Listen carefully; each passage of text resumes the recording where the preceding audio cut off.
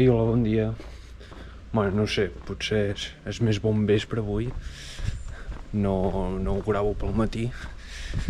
I, bueno, continua una mica la tragèdia, però al final és una mica esperançador, Epa, l'Armin està destrossada i li diu a l'amic Asa, tu, que l'Eren ha mort per culpa meva o alguna cosa així.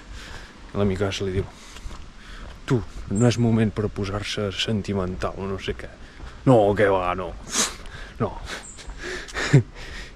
Que sí, ho entenc el punt de vista de que estàs enmig d'una batalla contra titans, no comencis a plorar, però complicat. És que, de fet, les úniques que no baixen els braços crec que són la Mikasa i la Sasha. La resta estan devastats. I, bueno, els diuen covards i quatre coses més i sembla que s'anima una mica la cosa, però és una mica suïcidi tot plegat, perquè la Mikasa en el fons també està afectada. Hi ha gent que se'n riu de la posició de córrer de Naruto.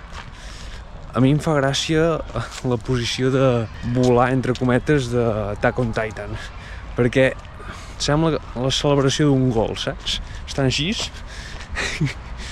i quan sembla que la Mikasa està per perduda, un tità resulta que és bo. I això és l'esperança, no?, d'aquest episodi. I tot això mentrestant que de l'Eren no se'n sap res. I clar, la pregunta és evident.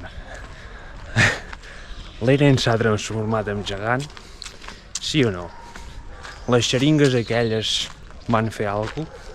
I bueno, el tità aquest té una ràbia digna, o sigui, pròpia de l'Eren, per això encara raó de més. Li envia al cap de l'altre tità a la quinta forca, juga a béisbol, fa pam! Tot i ser bo, aquest tità també penso que és força lleig. A mi m'hagués agradat que, encara que potser és impossible, que haguessin lluitat contra els titans sense tenir l'opció d'anar amb altres titans, saps? Però bueno, fins aquí aquest episodi. Ens veiem al proper.